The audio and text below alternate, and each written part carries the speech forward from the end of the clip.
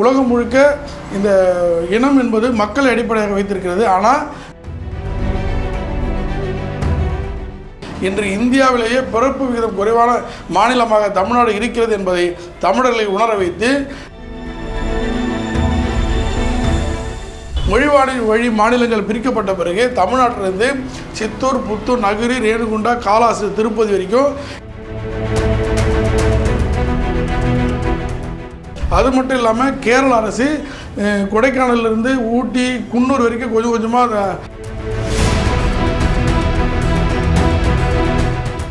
தமிழ்நாட்டின் வளங்கள் அந்த மண்ணின் மக்களுக்கானதாக இருக்கணும். ஆனால்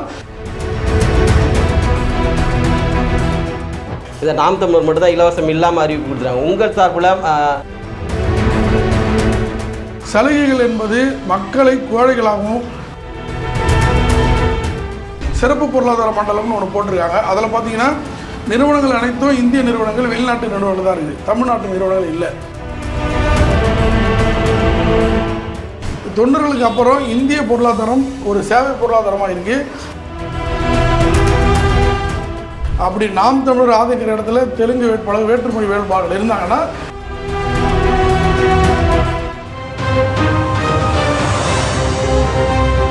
வா தமிழா வா பார்வையாளர்களுக்கு வணக்கம்.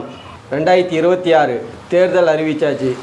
எல்லா கட்சிகளும் பரபரப்பாக இயங்கிக் கொண்டிருக்கிறது. இந்த சூழலில் தமிழர் விடுதலை கட்சியினுடைய தலைவர் மு. மேகநாதன் அவர்களை இப்போ நேர்காணல் செய்ய இருக்கோம்.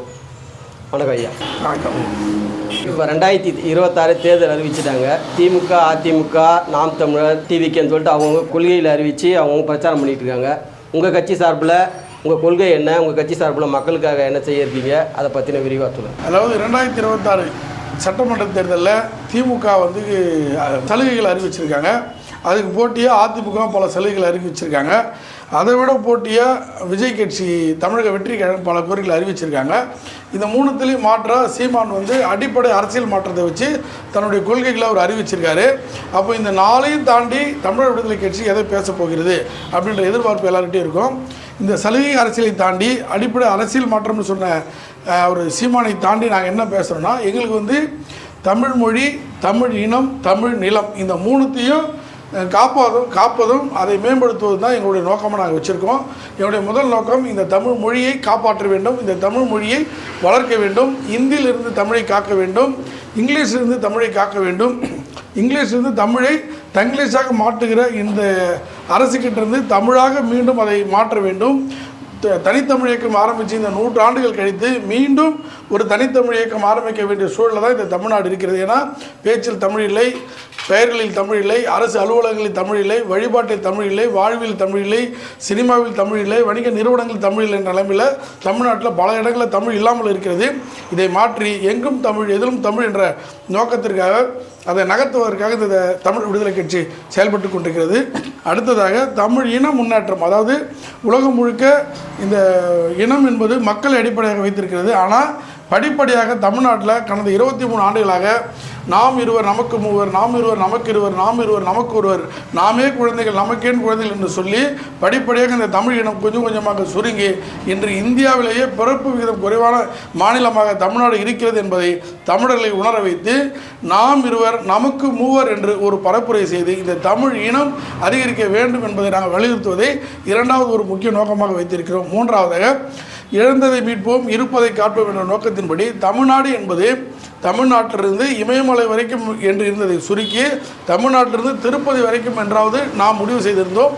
ஆனால் மொழிவாடி வழி மாநிலங்கள் பிரிக்கப்பட்ட பிறகு தமிழ்நாட்டிலிருந்து சித்தூர், புத்தூர், நகரி, ரேணுகுண்டா, காலாஸ்திரி, திருப்பதி வரைக்கும், இந்த பக்கம் பெங்களூர் வரைக்கும், இந்த பக்கம் திருவனந்தபுரம் வரைக்கும் தமிழ்நாட்டோட நிலங்கள் அயல் இனத்தவர்களால் அபகரிக்கப்பட்டிருக்கிறது. எனவே அது மட்டும் இல்லாமல் கேரள அரசு கொடைக்கானலிருந்து ஊட்டி, குன்னூர் வரைக்கும் கொஞ்சம் கொஞ்சமாக நகர்த்திக்கிட்டு வராங்க. இந்த பக்கம் செங்கோட்டையிலேருந்து நகர்த்திட்டு வராங்க. ஆந்திரா கொஞ்சம் கொஞ்சமாக நகர்த்திட்டு வராங்க. இந்த மாதிரி அயலினங்கள் தன்னுடைய நிலப்பரப்பை தமிழ்நாட்டை சுருக்குகின்ற வேலைகளை செய்து கொண்டிருக்கிறார்கள். அதை தடுத்து நிறுத்தி மீண்டும் இந்த தமிழர்கள் அதிகம் வாழ்ந்த பகுதிகளை தமிழ்நாட்டோடு இணைத்து தமிழ்நாட்டின் நிலங்களை நாம் மீட்க வேண்டும், தமிழ்நாட்டின் வளங்களையும் நாம் காக்க வேண்டும் என்ற நோக்கத்தில் நாங்கள் செயல்பட்டு கொண்டிருக்கிறோம். தமிழ்நாட்டின் வளங்கள் வந்து அந்த மண்ணின் மக்களுக்கானதாக இருக்கணும். ஆனால் கனரக லாரிகளில் இந்த கனிம வளங்கள், ஆற்று மண், கருங்கல், மலைகளை உடைத்து அனைத்தையும் வெளிநாடுகள் ஏற்றுமதி சென்று கொண்டிருக்கிறது. அதை தடுத்து நிறுத்தி அந்த கனிம வளங்களை இந்த மண்ணின் மக்களுக்காக இருக்க வேண்டும் என்ற நோக்கத்தில் தான் தமிழ் மொழியை காப்போம், தமிழ் இனத்தை வளர்ப்போம், தமிழ் நிலத்தை விரிவாக்குவோம், கனிம வளங்களை இந்த மக்களுக்கானதாக மாற்றுவோம் என்ற நோக்கத்தோடு நாங்கள் இந்த தேர்தலில் நின்று இந்த மக்களுக்கு விழிப்புணர்வு ஏற்படுத்துகிற வேலையை செய்யலாம்னு இருக்கோம். இப்போ எல்லா கட்சியுமே திமுக, அதிமுக, டிவிக்கு எல்லாமே இலவச வாக்குறுதியில் அள்ளி கொடுக்குறாங்க. மக்களும் அதை தான் விரும்புகிறாங்க. இதை நாம் தமிழர் மட்டும் தான் இலவசம் இல்லாமல் அறிவிப்பு கொடுக்குறாங்க. உங்கள் சார்பில் அதை நீங்கள் ஆதரிக்கிறீங்களா இல்லை எதுக்குறீங்களா?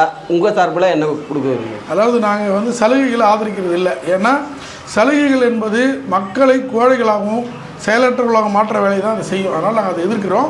சலுகைகளை அப்படி கொடுக்காம ஒரு தொழில் நிறுவனங்கள் தொழில் வளர்ச்சிக்கான சலுகைகளாக அது இருக்கணும். எப்படின்னா தமிழ் வணிகர்களுக்கு மின்சார கட்டணத்தை சலுகை கொடுக்கணும், அவருடைய வணிகத்தை பெருக்கிறதுக்கான குறைந்தபட்ச கடன் உதவி கொடுத்து வணிகத்தை பெருக்கிறது வழி பண்ணணும். அதுக்கப்புறம் ஏற்றுமதிக்கு என்ன வாய்ப்புகள் இருக்குதோ அதை பண்ணணும். இப்போ வந்து சிறப்பு பொருளாதார மண்டலம்னு ஒன்று போட்டிருக்காங்க. அதில் பார்த்தீங்கன்னா நிறுவனங்கள் அனைத்தும் இந்திய நிறுவனங்கள், வெளிநாட்டு நிறுவனங்கள் தான் இருக்குது, தமிழ்நாட்டு நிறுவனங்கள் இல்லை. அதே போல் வேலை செய்கிறவங்களும் பார்த்தீங்கன்னா வெளி மாநிலத்திலும் வெளிநாட்டிலும் அதிகமாக வேலை செய்கிறாங்க, தமிழருக்கு அங்கே வேலை இருக்க மாட்டேது. இதை போக்கி இந்த தொழில் வளர்ச்சியில் நாம் இந்த மக்களுக்கு சலுகை கொடுத்தாதான் உற்பத்தியில் இந்த மக்களை நாம் அதிகமாக நம்ம நாட்டத்தை ஏற்படுத்தி அதில் வளர்ச்சி அடைய வைத்தால் மட்டும்தான் இந்த இனம் பொருளாதார ரீதியாக நம்ம வளரும் அப்படின்றத நம்ம உணர்றோம்.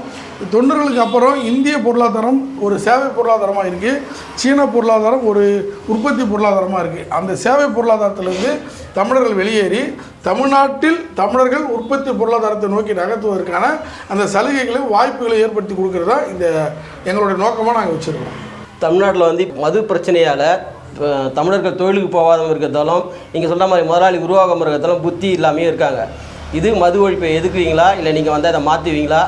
எப்படி பண்ணணும்? இல்லை, மதுன்றது ஒவ்வொரு காலகட்டத்திலையும் ஏதோ ஒரு மதுவோடு தான் தமிழர்கள் இந்த உலக இனம் வாழ்ந்துக்கிட்டு இருக்கு. இதில் என்னென்னா அந்தந்த மண்ணிற்கேற்ற மது அப்படின்னு ஒன்று இருக்குது. நமக்கு வந்து இந்த எத்தனால் இந்த செயற்கை சாராயத்திலிருந்து மக்கள் வந்து வெளியேறி கல்லுக்கு மாறினாங்கன்னா உடலும் கெடாது, இயற்கையாக அது கிடைக்கிறதாகவும் இருக்கும். அது இல்லாமல் நம்முடைய உள்ளூர் வணிகமும் அது பெரும். அதனால் இந்த இப்போ இருக்கிற டாஸ்மாகை இழுத்து மூடி இந்த மதுகளை தடை செஞ்சுட்டு கல்லை இறக்குமதி பண்ணி நாம் வந்து மக்களுக்கு கொடுக்கறது உள்ளூர் பொருளாதாரத்தையும் கூடுதலாக அந்த மது குடிக்கிற அந்த பழக்கத்தில் உடலுக்கு கெடாத வாய்ப்புகளை நம்ம ஏற்படுத்துகிறோம் அப்படின்றத நம்ம நோக்கமாக வச்சுருக்கோம். 2026 தேர்தலில் ஏதாவது கட்சிக்கு ஆதரவு தெரிவிக்க போகிறீங்களா இல்லை 230 வேட்பாளர் தனியாக சுயேட்சையில் போட்டு உங்கள் கட்சி தரப்பில் அதாவது வாய்ப்பு இருக்கிற இடத்துல நாங்கள் நிற்கிறதால இருக்கோம். இப்போதைக்கு காஞ்சிபுரத்தில், காரைக்குடியில் 2 இடத்துல நிற்கிறதுக்கு இருக்கோம்.